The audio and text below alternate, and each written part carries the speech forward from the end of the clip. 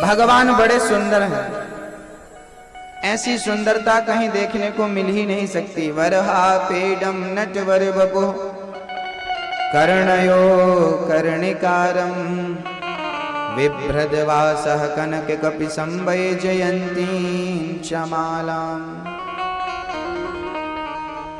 रंध्रान् वेणोरधर सुधया पूरयन् गोपवृन्दैः वृन्दारण्यं स्वपदि रमणं प्राविशद्गीतकीर्तिः।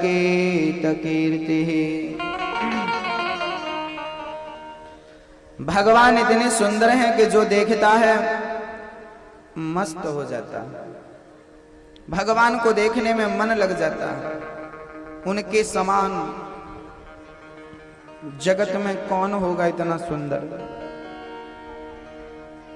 सारी गोपियां ग्वाल बाल सावरी सी सूरत को देख करके आनंदित हो रहे हैं, गदगद हो रहे हैं। मन प्रसन्न हो रहा है गोपियों का।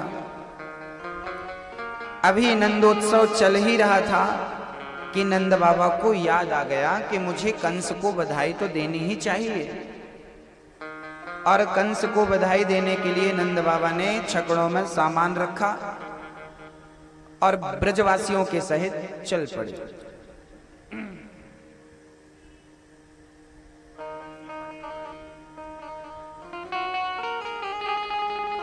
चल पड़े।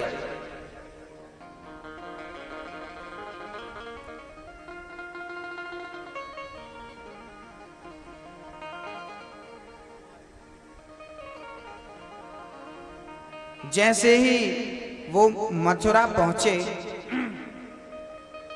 वैसे ही कंस ने पूतना को भेज दिया, जाओ जितने बच्चों ने जन्म लिया है सबको मार डालो। पूतना नाम की एक राक्षसी थी, बच्चों को खा जाती थी, वो बच्चों का मांस खाती थी। ऐसी पूतना चल पड़ी भगवान को मारने के लिए, जिसकी शकल बड़ी भयंकर थी, दिखने में बड़ी क्रूर दिखती थी। कंस ने आज्ञा दिया, जाओ जितने बच्चों ने जन्म लिया है सबको मार खाओ। पूतना चल पड़ी। आकाश मार्ग से उसने सबको देखा और नंद भवन में उसने ज्यादा चहल पहल देखी तो वो नंद महल में प्रवेश कर गई। शकल बहुत भयंकर थी लेकिन माया जानती थी और पूतना ने अपनी माया से अपने स्वरूप को बड़ा सुंदर कर लिया। बड़ी सुंदर बनकर के पूतना मौसी नंद भवन में प्रवेश करती है। उस समय माँ यशोदा ने लाला को, कन्हैया को आंखों में काजल लगा के, पाँव में काला टीका लगा के पालने में लिटा करके और झूला झूला रही थी। उसी समय पूतना मौसी प्रवेश करती है। यशोदा, ओ यशोदा। यशोदा झूला को छोड़ करके, पालने में छोड़ के कृष्ण को दौड़ के दरवाजे पर गई। अरे बहन कैसी हो, कहां से आई हो? पूतना बोली, बहन मोको न पहचानी, मैं तेरी मुंह बोली बहन, बचपन में साथ में खेलती थी, साथ में खाते थे, भूल गई? अब यशोदा मैया ने जल्दी से दिमाग में जोर डाला पर कुछ याद नहीं आया। अच्छा, आओ। कैसे आई? अरे सोने बुढ़ापे में तो कुछ छोरा भयो है, सोचो कि मैं रास्ते से जाऊं तो ने किया छोरा को ने देखती वही जाऊं या को दर्शन कर लूं।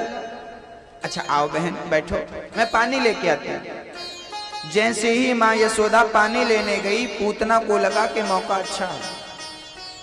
पूतना चल पड़ी जहां कृष्ण सो रहे थे और कृष्ण जी सो नहीं रहे थे, खेल रहे थे पालने में। जैसे ही पूतना मौसी अंदर गई, भगवान ने पूतना मौसी को देखते ही अपने दोनों नेत्रों को बंद कर लिया। किसी ने कहा, प्रभु आपने अपनी आंखें क्यों मूंद ली पूतना को देखकर? तब भगवान ने कहा कि ये पूतना जो है ना, आंख क्यों बंद करी इसका कारण बता रहे हैं। मानो भगवान कहना चाहते हैं कि पूतना अपने आंचल में जहर भर के लाई है और जहर मुझे पिलाने आई है। और कोई भी शुभ काम करो तो पहले आंख बंद करके गणेश जी का ध्यान कर लेना चाहिए। तो मानो भगवान कृष्ण कहते हैं कि मौसी जी का जहर पीना है, उसके पहले गणेश जी का ध्यान कर लूं, इसलिए नेत्रों को कर लिया बंद। अथवा भगवान ने अपने नेत्रों को इसलिए भी बंद कर लिया क्योंकि पूतना भगवान को जहर पिलाने आई है, अपने स्तनों में जहर लगा के आई है, कालकूट नाम का जहर, और जहर पीने का डिपार्ट शिव जी का है। मानो भगवान नेत्र बंद करके शिव जी को पुकार रहे हैं, भोले बाबा आओ और मौसी जी का जहर पी के जाओ, इसलिए नेत्र बंद कर लिए। अथवा भगवान ने आंखें इसलिए मूंद ली क्योंकि पूतना ने अपना श्रृंगार किया है। पूतना का तन तो अच्छा दिख रहा है, मन अच्छा नहीं है, राक्षसी है, मारने का ख्याल है, मुंह में राम राम, बगल में छुरी। ऐसी पूतना को भगवान कहते हैं जिसका तन अच्छा है, मन अच्छा नहीं है। ऐसों को मैं देखना भी पसंद नहीं करता, इसलिए नेत्रों को कर लिया बंद। जिनका मन अच्छा नहीं है ना, जिनके मन में कपट भरा है, जिनके मन में ईर्ष्या है, घृणा है, भगवान ऐसे लोगों को देखना भी पसंद नहीं करते। नाली को आप क्या देखना पसंद करते हैं?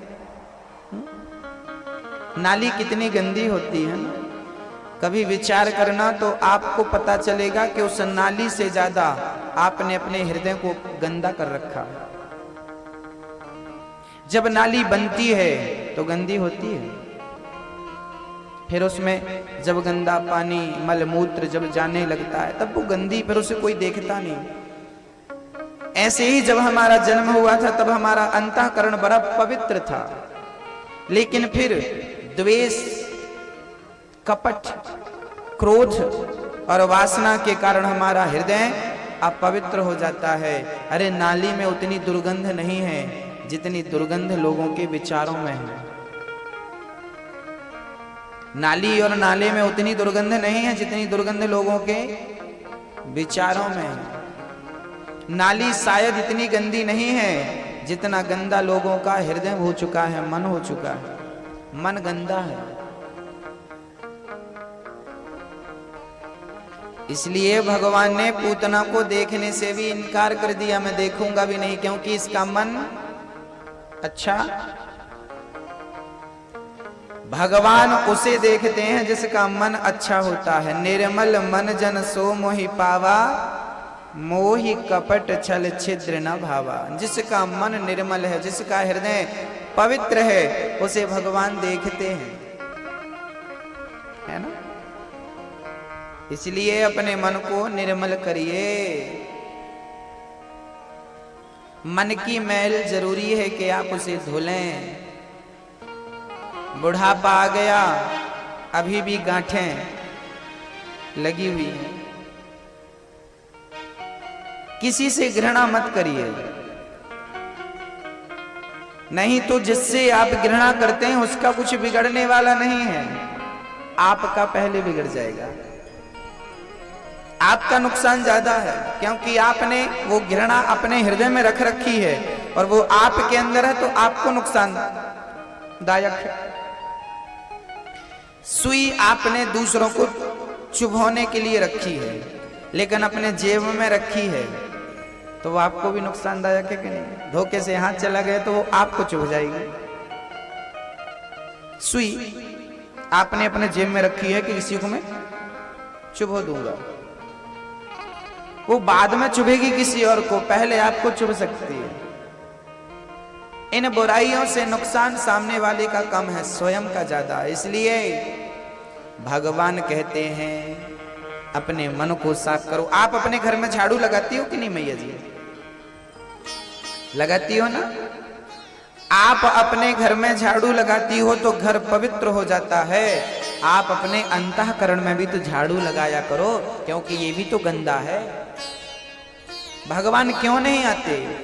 कारण है, कारण है, तुमने आंगन नहीं बुहारा,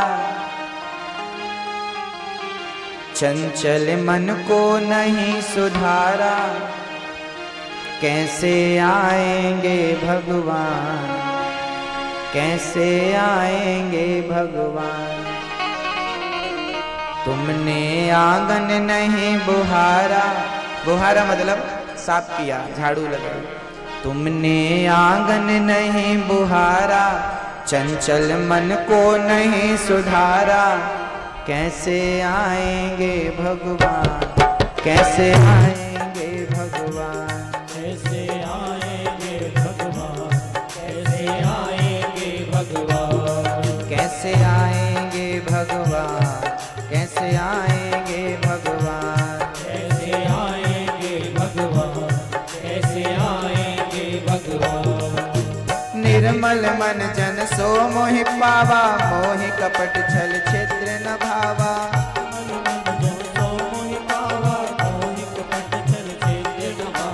निर्मल मन जन सो मोहि पावा, मोहि कपट छल छिद्र न भावा।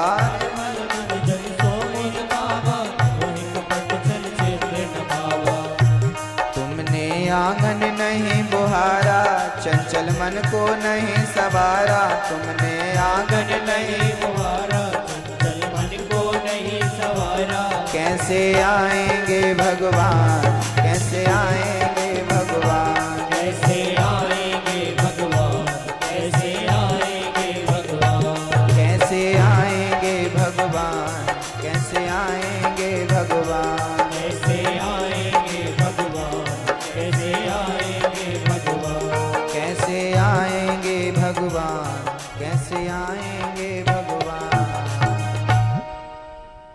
भगवान को बुलाना चाहते हो तो पहले अपने मन को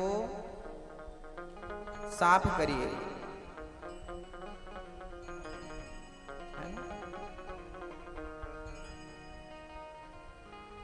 मन में जो इतना सारा कपट भरा हुआ है, गंदगी भरी हुई है, वो कैसे ठीक होगी? उसके लिए सत्संग करिए, बुराइयों का परित्याग करिए। पूतना मौसी गई भगवान को मारने के लिए, भगवान ने नेत्र बंद कर लिए, देखना भी पसंद नहीं किया। अच्छा, भगवान पूतना को भी नहीं देख रहे हैं और राम जी ने सुपड़खा को भी नहीं देखा था। सुपड़खा गई थी राम जी के साथ, खड़ी भई राम जी के सामने, हमसे विवाह कर लो तो सम पुरुष ना मौसम नारी, यह संयोग विधि रचा विचार, हमसे विवाह कर लो। राम जी ने क्या किया? सुपड़खा की तरफ देखा भी नहीं। ये सुपड़खा क्या है? कौन है ये सुपड़खा? सूपनखा रावण के बहिनी, दुष्ट हृदय, दुष्ट हृदय थी ये। पूतना सुपड़खा सज के गई राम जी के सामने, सुनो हमसे विवाह कर लो। राम जी बोले आपका विवाह हुआ कि नहीं? नहीं नहीं, मैं कुंवारी हूं। झूठ बोल रही है, जबकि इसकी शादी हो चुकी थी विद्युत जिह्वा नाम के पुरुष से, फिर भी कह रही है कि मैं कुंवारी हूं। राम जी ने बोला अच्छे तुम कुंवारी हो तो हमारा भाई भी वहां बैठा हुआ है, कुमार है। कुमार मतलब राजकुमार। कुमार का अर्थ ये नहीं है कि वो कुंवारा है। राम जी ने ये नहीं कहा कि वो कुंवारा है, कुमार। जैसे लोग अपने नाम के पीछे क्या लगाते हैं? राम कुमार, कृष्ण कुमार। तो 40 साल के बाद भी वो कुमार आधार कार्ड में दिखता है। तो क्या कुमार का अर्थ ये है कि कुंवारा है? कुमार का अर्थ कुंवारा नहीं है। कुमार मतलब जो हमारे प्रियजन होते हैं ना, हम उन्हें कुमार कहते हैं, कुमार। तो राम जी ने कहा कि ये हमारा भाई है, कुमार है मतलब राजकुमार है। जाइए। सुपड़खा गई। कई लोग यहाँ संदेह करते हैं कि राम जी ने ये क्यों कहा कि कुमार, उसका अर्थ कुंवारे से लगा देते हैं। तो क्या राम जी को पता नहीं था कि लक्ष्मण जी शादीशुदा हैं? अब लक्ष्मण जी के पास गई सुपड़खा, हमसे शादी कर लो। लक्ष्मण जी ने कहा थोड़ी सी तो शर्म करो, त्रेता युग में बताओ ये हालत है, लड़की खुद कह रही है हमसे शादी करो, नहीं तो शादी की चर्चाएं माँ बाप चलाते हैं। बताओ तुम त्रेता युग में कलयुगी हो, कहां से आ गई? लक्ष्मण जी ने कहा हम तो राम के सेवक हैं, हमसे शादी करोगी तो तुम्हें दासी बनना पड़ेगा, राम जी से शादी करो बढ़िया है। फिर चली गई राम के पास, सुनो तुम्हारा भाई अच्छा नहीं है तुम कर लो। राम जी बोले हमारी पत्नी ये खड़ी सीता। अच्छा राम जी ना सीता की तरफ देख करके उससे बात कर रहे हैं, राम जी उसकी तरफ देख भी नहीं रहे हैं। सुपड़खा शादीशुदा थी और कह रही है मैं कुंवारी हूं। अच्छा आजकल सुपड़खा है कि नहीं?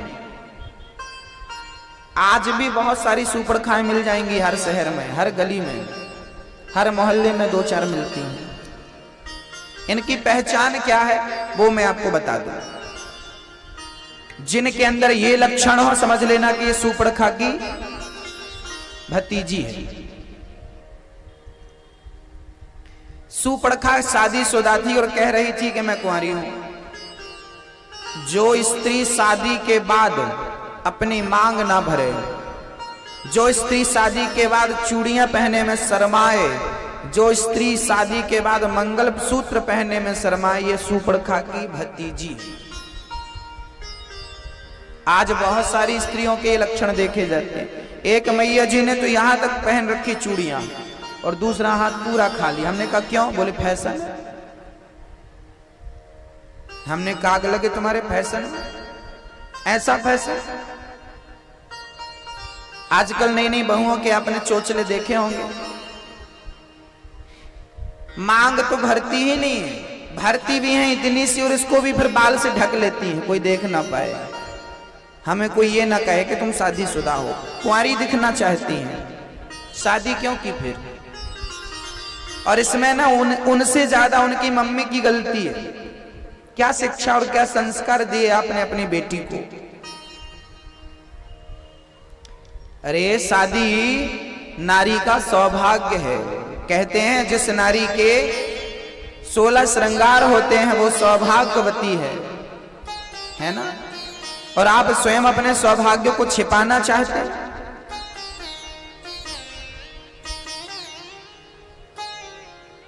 शादी के बाद मांग भरना, लंबी मांग भरना, ये सीता जी ने सिखाया। राम जी की पत्नी सीता मैया एक बार मांग भर रही थी, हनुमान जी आ गए, माँ जी क्या कर रही हो? बोले राम की लंबी उम्र के लिए अपने मांग में सिंदूर भर रही है। तो क्या इससे राम की उम्र लंबी होगी? सीता मैया बोली हनुमान, स्त्री जितनी लंबी मांग भरती है उतनी लंबी उम्र उसके पति की होती है। हनुमान जी बोले अच्छा, तो क्या मैं भी राम की लंबी उम्र के लिए अपना मांग भर सकता हूं? सीता जी बोली आप कैसे मांग भरेंगे? अरे आपने तो मस्तक पर सिंदूर लगाया, मैं पूरे शरीर में सिंदूर लगाऊंगा। यदि मेरे राम की उम्र मेरे सिंदूर लगाने से बढ़ती है तो तब से हनुमान जी ने सिंदूर लगाया और तब से हनुमान जी को सिंदूर चढ़ने लगा, है ना? लंबी मांग। आजकल माताओं की वो लंबी वाली मांग कम दिखाई पड़ती है, कम दिखती है, कम लोग भरते हैं।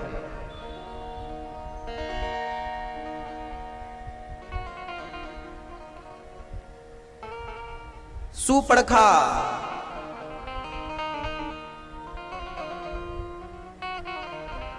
जैसी सुपड़खा थी। अच्छा सुपड़खा के नाक काट दी लक्ष्मण जी ने। किसी ने कहा लक्ष्मण जी आपने नाक ही क्यों काटी? हाथ काट देते, उंगलियां काट देते, पांव काट देते, नाक क्यों काटी? लक्ष्मण जी बोले कि कुछ और काट देते तो इसे बतलाना पड़ता कि मैं फलानी जगह गई थी तो वहां हाथ कट गया, पांव कट गया, उंगलियां कट गई। पर नाक काटी है तो इसे अपना परिचय नहीं देना पड़ेगा कि मैं कहां गई थी। लोग देखते ही समझ लेंगे कि नाक कटाने गई थी। लोग देख कर ही अंदाजा कर लेंगे कि ये नाक कटाने ही गई थी और नाक कटा के आ गई।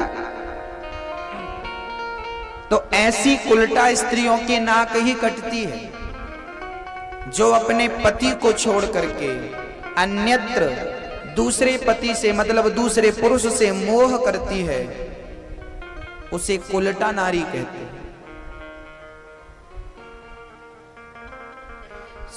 पूतना गई है भगवान को मारने, भगवान ने पूतना के, अब पूतना ने अपने स्तनों को भगवान के मुंह में दे दिया।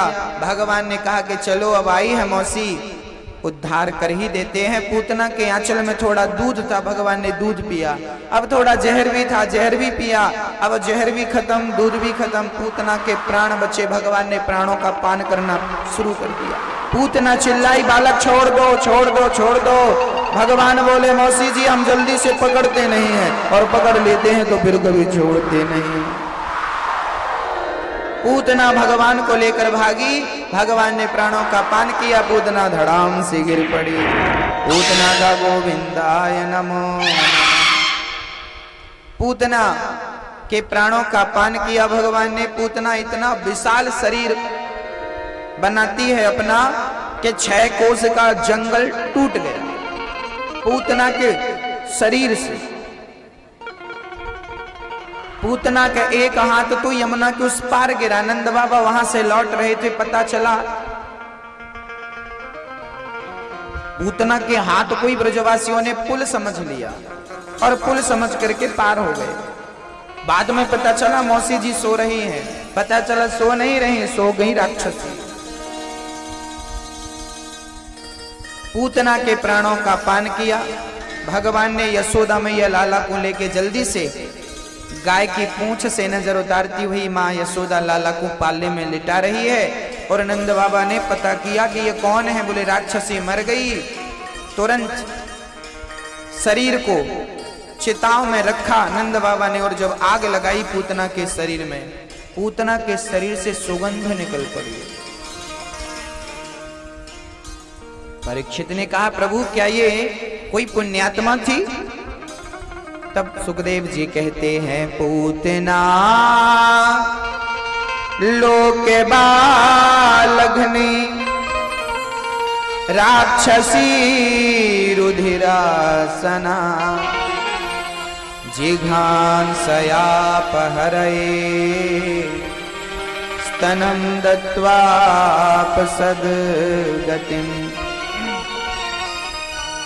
पूतना बच्चों को मारती और बच्चों का मांस खाती, लेकिन भगवान की दयालुता तो देखो। न जाने कौन से गुण पर दया निधि रेझ जाते हैं, यही सदग्रंथ कहते हैं, यही हरि भक्त गाते हैं। न रोए बन गमन में श्री पिता के वेदनाओं पर। राम जी जब वनवास गए तब पिता तड़प रहे थे। दशरथ जी, राम मैं मर जाऊंगा तुम्हारे बिना, मत जाओ मत जाओ। पर राम की आंखों में एक अश्रु नहीं था, एक आंसू नहीं था। पिता मर गए, दशरथ जी मर गए, राम की आंखों में आंसू नहीं आए। जानते हो राम कब रोए हैं? जब जटायु मरे हैं। जटायु के मरने में राम जी सबसे ज्यादा रोए हैं।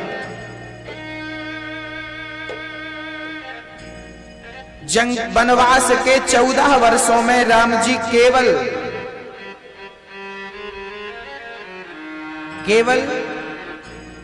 2 बार ही रोए हैं। पहली बार जब जटायु का देहांत हो गया, प्राण निकल गए, और दूसरी बार जब लक्ष्मण जी को शक्ति लगी। न रोए बन गमन में श्री पिता के वेदनाओं पर। कहां रोए? उठा कर गिद्ध को निज गोद में आंसू बहाते हैं। उठा कर गिद्ध को निज गोद में आंसू बहाते हैं। न जाने कौन से गुण पर दयानिधि रीझ जाते हैं। यही सदग्रंथ कहते हैं, यही हरि भक्त गाते हैं। नहीं स्वीकार करते वो निमंत्रण नृप दुर्योधन का। दुर्योधन का निमंत्रण स्वीकार नहीं था। भगवान क्या खाते हैं मैया जी? क्या खाते हैं भगवान? 56 भोग खाते हैं ना। भगवान मेवा मिष्ठान का भूखा नहीं है। यदि भूखा होता तो दुर्योधन के 56 भोग क्यों त्यागते? और विदुर के घर जाकर के क्या खाते हैं जानते हो मेरी मां? इंतजार कर रही थी विदुरानी, मेरे श्याम सुंदर आएंगे, मेरे जीवन को सफल बनाएंगे। गाय के गोबर से आंगन को लीप करके और इंतजार कर रही थी, श्याम सुंदर आओ। विदुर जी को पता चला कि कृष्ण हमारे घर आने वाले हैं। घर में कुछ था नहीं, बाजार चले गए मेवा मिष्ठान खरीदने के लिए। और घर में अकेली विदुरानी इंतजार कर रही है।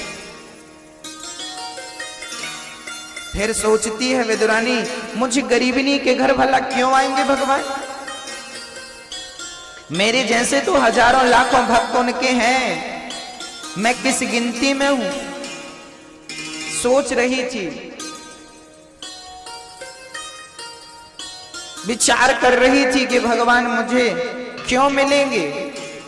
मैं तो गरीब हूं और मैं जाति से भी छोटी हूं, नीच जाति की हूं। मैं शूद्र हूं, नीच तुच्छ सी जाति है मेरी, क्या मुझे भगवान मिलेंगे? लेकिन आज भगवान ने सिद्ध कर दिया कि मेरे लिए जाति का कोई महत्व नहीं है, मेरे लिए धन संपत्ति का कोई महत्व नहीं है। और जब विदुरानी के सामने भगवान आते हुए नजर आए, विदुरानी गदगद हो गई, दौड़ पड़ी, कृष्ण के चरणों में लौट गई। भगवान ने उठाया काकी जी, और काकी जी करते हुए अपने हृदय से लगा लिया। यह है भगवान की भगवत्ता। जिसे दुनिया छूती नहीं थी, उसे भगवान अपने हृदय से लगाते हैं। जात पात की मर्यादाओं को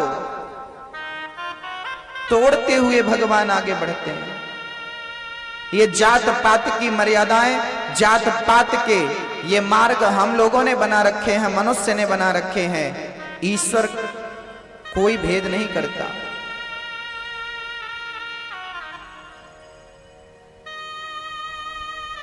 आज के समाज में, आज के जमाने में कोई ऊंचा होता है, कोई नीचा होता है। भाई, व्यक्ति कर्म से महान बनता है। विदुरानी के हृदय से लगकर भगवान उन्हें अंदर ले गए। विदुरानी भाव विभोर हो गई, प्रेम में डूब गई। कहां बिठाऊं, कैसे? घास की झोपड़ी थी, एक लकड़ी की चौकी मिल गई, उसे उल्टा रख दिया, सीधा भी नहीं रखा। भगवान ने सीधा नहीं किया, भक्त ने जहां बिठाया वहां बैठ गए, उल्टी चौकी में। अंदर गई तो साग पक रही थी, सूखी साग। जंगल से पत्ते तोड़कर ले आती, उबाल करके विदुरानी और विदुर जी खा लेते। जो भगवान की भक्ति में रम गया ना, वो स्वाद के चक्कर में नहीं पड़ता, क्योंकि जो स्वाद के चक्कर में पड़ता है वो भगवान की भक्ति नहीं कर सकता। सूखी साग कैसे खिलाती? बोले कैसे खिलाऊं? बगीचे गई और वहां से बढ़िया ताजे ताजे केला तोड़ करके ले आई।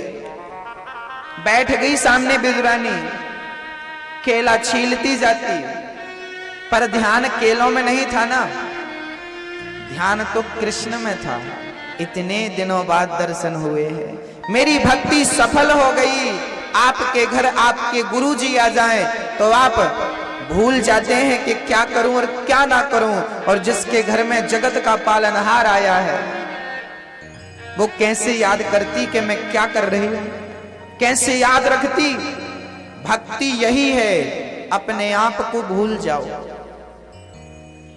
प्रेम गली अति साकरी जामे दो न समाए। जब मैं था तब वो नहीं, जब मैं था तब हरि नहीं, अब हरि है मैं नाय। भगवान को पाना हो तो अपने अस्तित्व को भुलाना पड़ता है।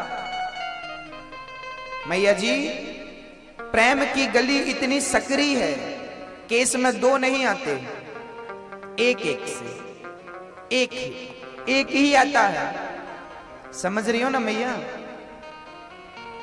प्रेम गली अति साकरी जामे दो न समाए। यहां दो की गुंजाइश नहीं है।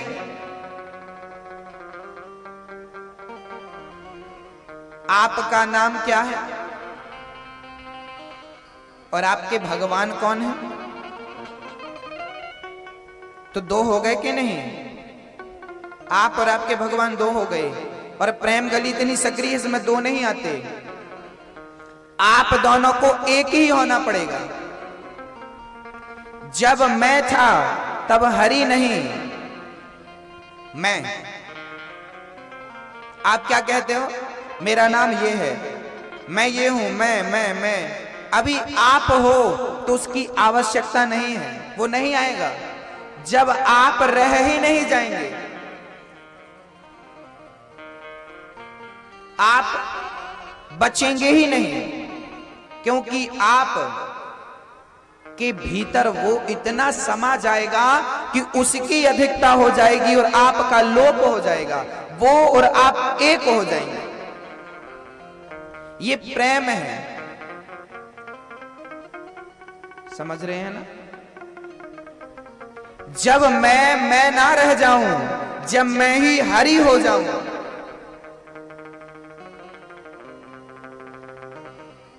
मैं ना रह जाऊं।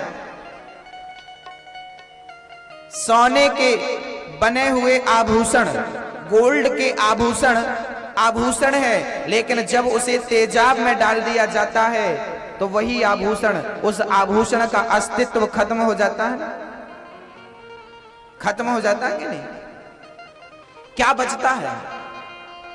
क्या बचता है? केवल सोना बचता है। और फिर उस सोने को जिस रूप में आप परिणित करना चाहें, देना चाहें जो रूप, वो रूप फिर मिल जाता है। ऐसे ही मैं ना रहूं, बस मेरी आत्मा, मैं आत्मा और परमात्मा दोनों मिलके एक हो जाएं, यही एकीकरण है और यही परमात्मा की प्राप्ति का सबसे ऊंचा साधन है। विदुरानी भूल गई कि मैं कौन हूं, क्या कर रही हूं। छिलका छीलती जाती और छिलका छील करके फल को फेंकती जाती और छिलका भगवान की तरफ बढ़ाती जाती। और धन्य है मेरे भगवान। आप कहते होंगे कि भगवान को 56 भोग पसंद है। अरे 56 भोग का भूखा नहीं, भक्त के सच्चे प्रेम का भूखा है। छिलका खिलाया विदुरानी ने, भगवान ने बड़े स्वाद और बड़े प्रेम से उन छिलकों को ग्रहण किया, है ना? छिलकों को ग्रहण किया क्योंकि भगवान भाव के भूखे हैं। भाव का भूखा हूं मैं, भाव ही एक सार है। भाव से भज ले मुझे तो भव से बेड़ा पार है। न जाने कौन से गुण पर दया निधि रिझ जाते हैं, यही सदग्रंथ कहते हैं, यही हरि भक्त गाते हैं। नहीं स्वीकार करते वो निमंत्रण नृप दुर्योधन का। विदुर के घर पहुंचकर भोग छिलकों का लगाते हैं। न जाने कौन से गुण पर दयानिधि रीझ जाते हैं। कौन सा गुण भगवान को अच्छा लग जाए, इसलिए कुछ अच्छा करते रहो, कभी तो मिलेंगे ना, कभी तो उन्हें दया आएगी। आपका दुश्मन यदि कोई है और वो आपके दरवाजे में रोज आए, आपसे रोज प्रार्थना करे मुझे माफ कर दो, मुझे माफ कर दो, आप एक दिन नहीं सुनेंगे, 2 दिन नहीं सुनेंगे, पर वो रेगुलर आए, रोज आए, तो बताइए कब तक नहीं सुनेंगे आप? आपका हृदय पिघल जाएगा कि नहीं? मुझे माफ कर दो, मुझे माफ कर दो, मुझे माफ कर दो, आपका हृदय पिघल जाएगा। अरे मैं भी पापी हूं, मैं भी अधर्मी हूं, लेकिन मुझ जैसा पापी जब भगवान के चरणों में जाकर माफी मांगता है और बार बार माफी मांगता है, तो उसका हृदय भी पिघल जाता है कि चल आ तुझे अब क्षमा कर देते हैं। और वो भगवान अपने भक्त को हृदय से लगा लेता है। सुंदरकांड में भगवान ने स्वयं ये बात कही है, सन्मुख होहि जीव मोहि जबहि, जन्म कोटि यज्ञ नासहि तबहि। सन्मुख होहि जीव मोहि जबहि, कितना भी बड़ा पापी हो एक बार मेरी शरण में आ जाए, भगवान कहते हैं मैं सारे पापों से उसे मुक्त करके मोक्षयिष्यामि मा शुचः सर्वधर्मान् परित्यज्य मामेकं शरणं व्रज अहं त्वा सर्व पापेभ्यो मोक्षयिष्यामि मा शुचः। गीता के 18वें अध्याय का 66वां श्लोक ये कहता है, इस बात की पुष्टि करता है कि भगवान के सामने कितना भी बड़ा अपराधी पहुंच जाए, एक बार शरणापन्न हो जाए तो भगवान उसे स्वीकार करते हैं और सारे अवगुण को भूल करके उसे अपने हृदय से लगाते हैं। बस एक बार हम सरल बन जाएं, सहज बन जाएं और एक बार उनकी शरण में चले जाएं। शरण में आए हुए को भगवान क्षमा कर देते हैं।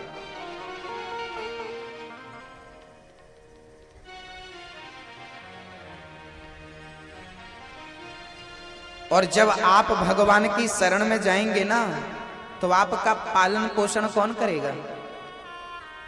बोलिए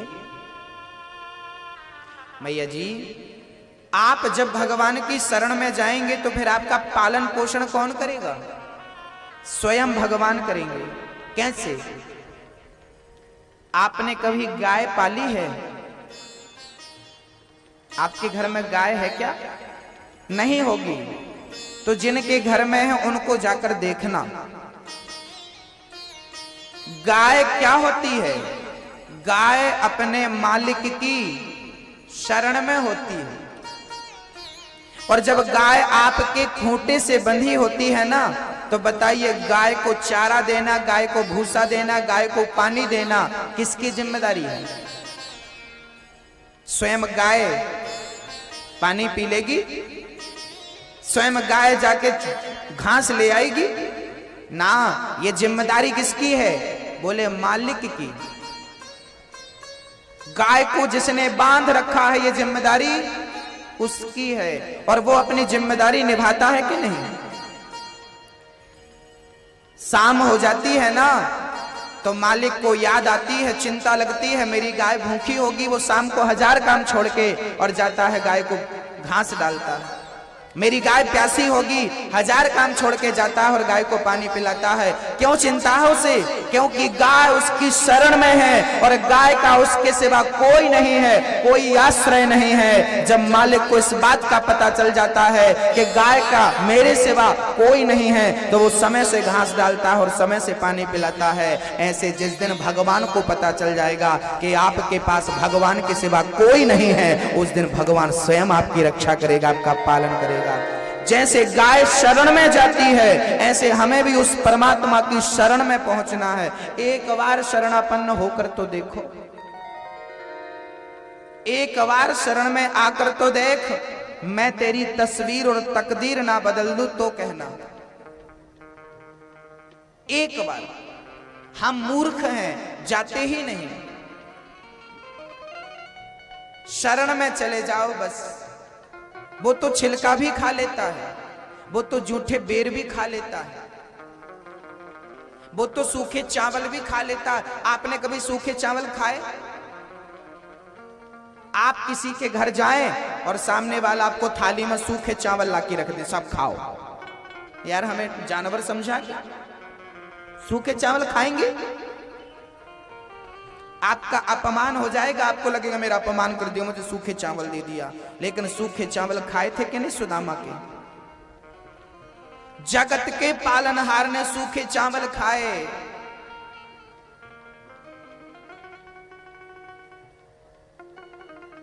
कितना दयालु है, उससे भी दयालु इस दुनिया में कोई है क्या? भगवान ने सुदामा से मित्रता की, उस मित्रता को निभाया है। क्या दुनिया में ऐसा कोई मित्र है आपका कृष्ण जैसा? आज हर रिश्ते के पीछे एक स्वार्थ छिपा होता है, लेकिन एक भक्त और भगवान का रिश्ता है जहां स्वार्थ नहीं होता। भक्त को भी स्वार्थ नहीं होना चाहिए, और जब हम निस्वार्थ सेवा करेंगे तो परमात्मा भी हमें वो देगा जिसकी हमने कल्पना नहीं की है। एक बार निस्वार्थ भाव से उस परमात्मा का भजन तो करो, एक बार उसे याद तो करो, फिर देखो। दयालु हैं, उनके जैसा दयालु कौन होगा?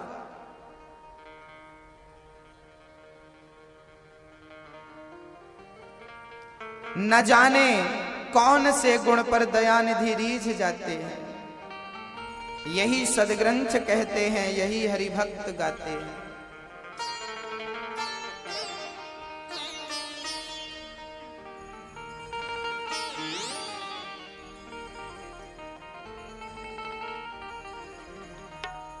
नहीं स्वीकार करते वो निमंत्रण नृप दुर्योधन का। दुर्योधन का निमंत्रण नहीं स्वीकार किया और विदुर के घर पहुंच कर भोग छिलकों का लगाते हैं। न जाने कौन से गुण पर दया निधि रीझ जाते हैं।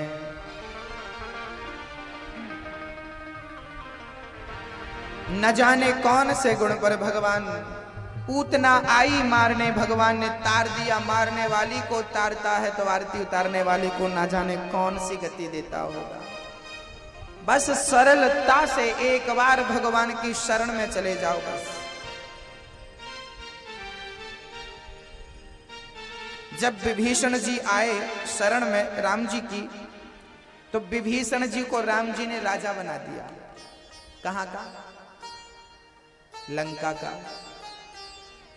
जो संपत्ति से वे रावण नहीं दीन दिए दशमाथ, सोई संपत्ति विभीषण नहीं सकुच दीन रघुनाथ।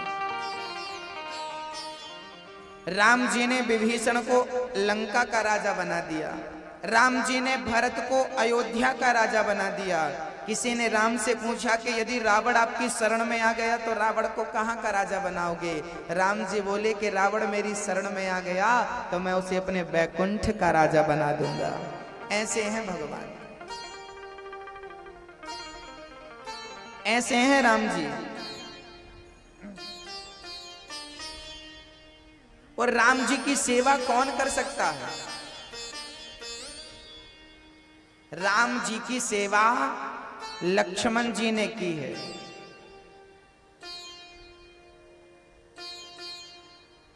कोई कामना नहीं, निष्काम भाव से लक्ष्मण जी ने सेवा की, सच्चे प्रेम से सेवा करी।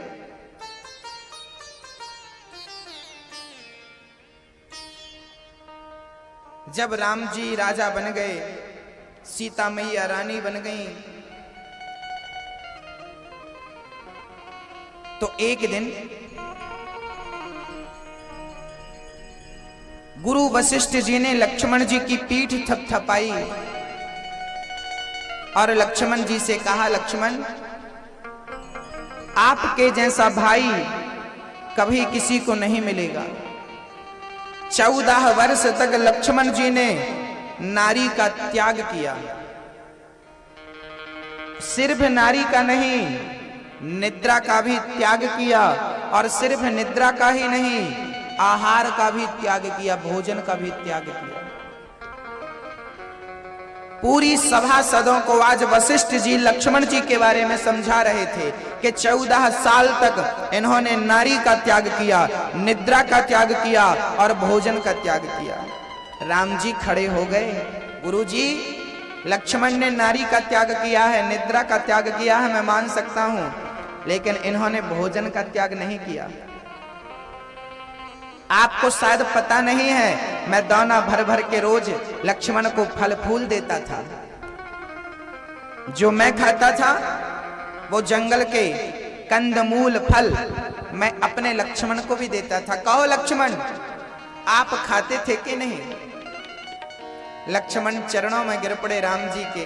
राम जी, आप देते जरूर थे, लेकिन मेरा अपराध यही है कि मैं उन्हें खाता नहीं था।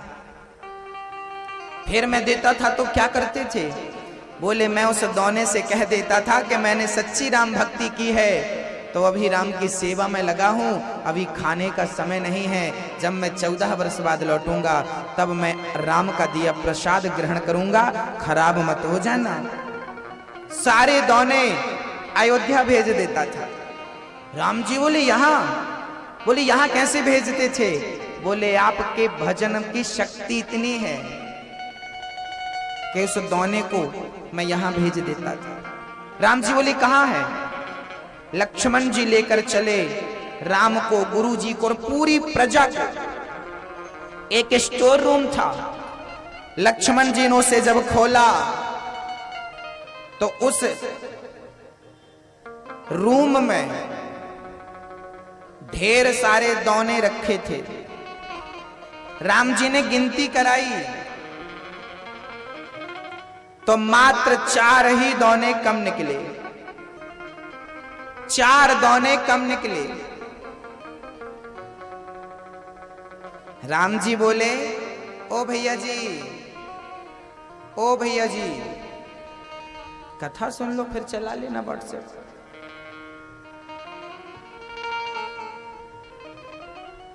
राम जी ने जब उन दोनों की गिनती कराई तो 4 दौने कम निकले। राम जी बोले, लक्ष्मण तो 4 बार तो तुमने खाया है, क्योंकि 4 दौने कम निकल रहे। राम जी बोले, ना। लक्ष्मण जी बोले, ना भैया, मैंने 4 बार खाया नहीं है, ये 4 बार आपने ही नहीं खाया, और जब आपने ही नहीं खाया तो आपने मुझे दिया नहीं, मैंने भी नहीं खाया। बोले, कब? बोले, जब आप प्रथम दिन वनवास गए उस दिन आपने कुछ नहीं खाया, प्रजा ने कुछ नहीं खाया, और आपने नहीं खाया तो आपने मुझे कुछ नहीं दिया। पहला दौना वो कम है जब हम वनवास गए थे पहले दिन। दूसरा दौना वो कम है जब पिता की मृत्यु का समाचार आपने सुना, उस दिन भी आपने कुछ ग्रहण नहीं किया, उस दिन आपने नहीं खाया तो आपने मुझे नहीं दिया। दूसरा दौना वो कम है।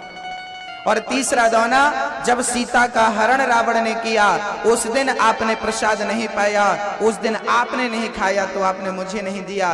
तीसरा दौना वो कम। और चौथा दौना जब मुझे शक्ति लगी, मेघनाथ ने शक्ति मारी, उस बार उस दिन आपने कुछ नहीं खाया, आपने मुझे कुछ नहीं दिया। बस ये 4 दौने कम है, बाकी गिन कर देखिए। पूरे राम की आंखों में आंसू आ गए। वाह लक्ष्मण, 14 वर्ष साथ में रहकर मुझे पता ही नहीं लगने दिया कि तू भूखा है। इसका नाम है भक्ति, इसका नाम है समर्पण, इसका नाम है सेवा। राम जी रो पड़े और राम जी ने रोते हुए कहा, लक्ष्मण, इस जन्म में तुमने छोटे होकर मेरी सेवा करी है, अगले जन्म में मैं छोटा बनूंगा और आप बड़े बनना। मैं इस जन्म का ऋण अगले जन्म में चुकाऊंगा। वही राम इस जन्म में कृष्ण बनकर आते हैं और वही लक्ष्मण इस जन्म में बलराम जी बनकर आते हैं, बड़े बनकर आते हैं। और आज छोटे बनकर के दाऊ भैया की सेवा करके वो पिछला दाऊ भैया की सेवा की जा रही है। भगवान कितने दयालु हैं, जटायु है। राम जी दशरथ जी के पुत्र नहीं बल्कि जटायु के पुत्र हैं। महाराज जी ये तो पहली बार सुनने को मिल रहा है। हाँ, दशरथ जी के यहां 4 बच्चों का जन्म हुआ था। इस बात को समझने के लिए आपको दशरथ जी की जिंदगी में जाना पड़ेगा, रियल जिंदगी में झांकना पड़ेगा। आइए देखते हैं। एक बार दशरथ जी देवासुर संग्राम में युद्ध करने गए थे और वहां पर दशरथ जी मूर्छित होकर ऊपर से नीचे गिर पड़े।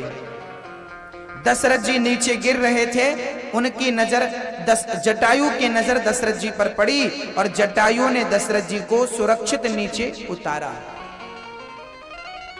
जब दशरथ जी को होश आया तो दशरथ जी को समझ में आ गया कि जटायु जी ने मेरी रक्षा करी है। तब से जटायु जी का और दशरथ जी का संबंध हो गया, इनकी मित्रता हो गई, दोनों परम मित्र बन गए। दशरथ जी ने कह दिया जटायु हम आपको कुछ देना चाहते हैं, आप हमसे कुछ मांग लो। जटायु जी बोले हमें कुछ नहीं चाहिए, मांग लो। ना ना, बाद में जरूरत पड़ेगी तो मांगेंगे। जब दशरथ जी के 4 बच्चे हो गए,